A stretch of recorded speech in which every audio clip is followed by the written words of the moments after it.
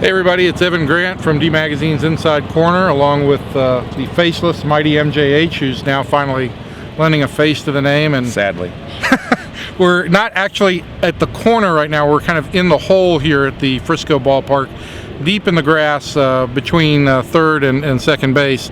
Thought we'd talk a little bit about impressions from opening day of the Rangers 9-1 win over Cleveland yesterday. And Mike, let's forget about flyover talk, even though we're getting one right now.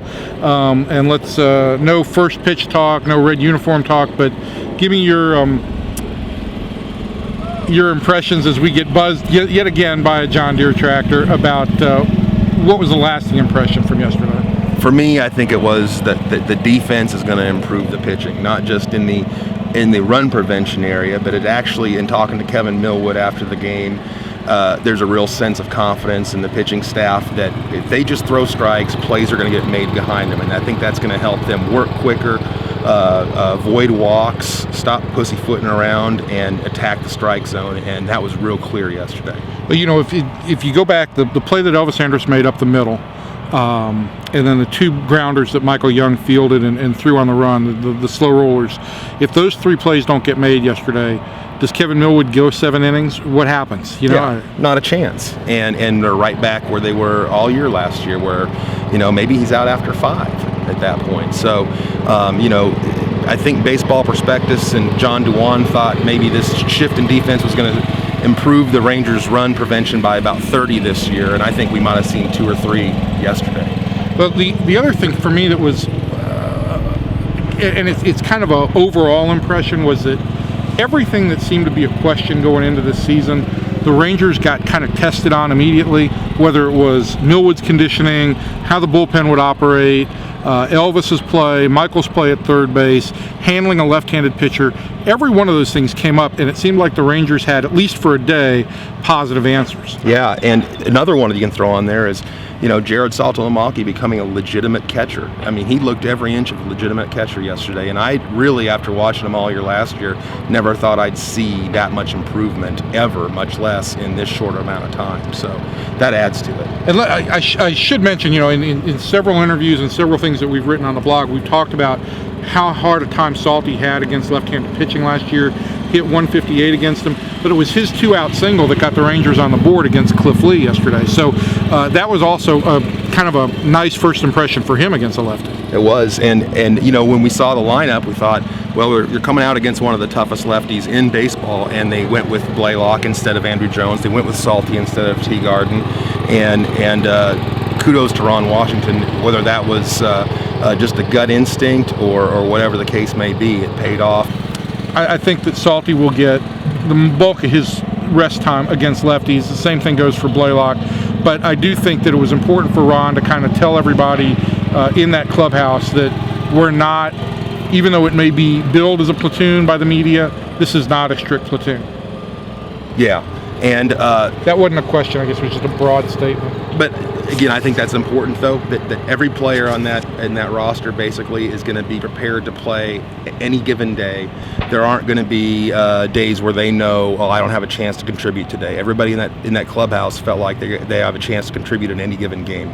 You know, I'm just going to finish with this. The one other thing that stuck out to me, just kind of a snapshot of the day, was at the end of the 8th inning, Josh Hamilton went back to the wall in center field, made a very nice kind of over-the-shoulder catch to get C.J. Wilson his 3rd out of the inning, and both of the corner outfielders kind of converged and met him as he was coming off the field to give him a high five, and then as he got to the dugout, both Michael Young and Elvis Andrus stuck around to also congratulate him, and it kind of harked back to me on things that Ron Washington said before the game, which was, this is all going to be about team accomplishment, and it was good to see these little signs of chemistry, of guys recognizing that we need to recognize other guys on the team when they do something well. Yeah, I as a newcomer to that scene was really struck yesterday by the level of intensity and the clear sense. There was no cliques in that clubhouse yesterday. There was, someone like Marlon Byrd moving from, kind of binding it all together. is that something you've seen throughout the 10 years, or do you think that might be something that's different or special about this ball club? Well, the 96 was the year before I got here, and everybody talks about the very special chemistry that team had, and how Mark McLemore, Mickey Tettleton, and Darrell Hamilton really kind of bound that team together, forced all the cliques to kind of operate as one big unit. And I never really saw that over the last 10 years. McLemore obviously was around. Rusty Greer became more of that kind of guy, but Marlon Byrd is a special type of teammate. He's not afraid to go up and grab a guy by the jersey if he needs to and say, hey, let's get it in gear. He's not afraid to kid around with a guy and knows which guys he can get on with kind of sharp nose needling, and which guys he needs to kind of pat on the butt. And Ian Kinsler has grown into that role. I really do think that this team, the other thing that you're seeing with chemistry on this team is that a lot of these guys have now been around for more than a year. And I think they know each other. And that was something that a number of players remarked to me yesterday, that they think this will help in April, is that there is a level of familiarity, that this team does know one another, and that they know what's expected from them from Washington. They know what they can do and what they can't, and I think that's going to help them in April. Yeah, and for the one guy that hasn't been around for more than a year, for Andrews, I was watching yesterday, and I was impressed that, when he walked by, Ian jumped up and gave him a hug after the game, congratulate him, and then as he did one of these, and made him come over there, and then gave him a hug. Yeah, and and then watching as he was being swarmed by the media afterwards, Byrd was kind of hovering around, not getting in the way or trying to steal any of the limelight from the kid, but making sure things went well and it didn't get out of hand. And it was impressive just to watch those guys. The way they seem to care about each other, and that was something for a newcomer to the clubhouse that it was impressive to me, and it's good to know that it's something that you haven't necessarily seen and might be a difference maker for this team in 2009. All right, and then we're gonna go for the 7 people who have stuck around and watched this till the end. Maybe I'm estimating high, but the last thing I'm going to ask you, give me one lingering concern that you've got about this club. If I have one right now, it's whether or not the bullpen will hold up. I think that the roles have yet to been defined exactly there. And yesterday it was real easy because we saw CJ's going to be 8th, Frankie's going to be the 9th, and if it works out that way and we can get 7 innings out of a starter, quote unquote, every time, that will be no problem. But there are going to be days when they're going to have to come out in the 4th or 5th, and we of course didn't get any evidence of how that's going to work yesterday. And every year, the most unpredictable thing about any baseball team is what's the bullpen going to do. You can bring back the guys that were great last year and they'll stink the next year. You can pay a lot of money and they'll stink. Yeah. So that's the wild card. And even with and I do want to add this about the innings pitch thing.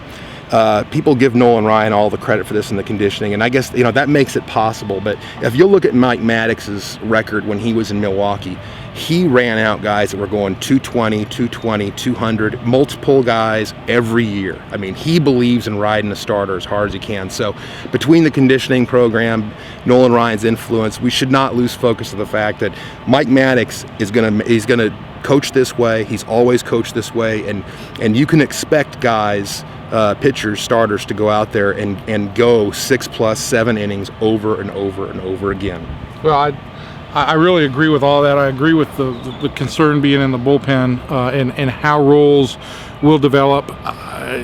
It's going to be determined who ends up pitching the 8th inning against a right-handed hitter such as Vlad Guerrero or an Alex Rodriguez or Kevin Youkilis. I think CJ's going to get the first opportunity to do that, but also I think that those hitters are going to lick their chops at having a lefty to face in a key situation, and that's just yet to be determined. And you can't determine everything about a team on opening day. Really, you can't determine very much at all, but at least from the Rangers' perspective, opening day 2009 was about as good an opener as they've had since they've moved into the ballpark. All right, we've taken up enough of your time. We'll be back with more of these later. And thanks again for watching us if you did to the end. Take care.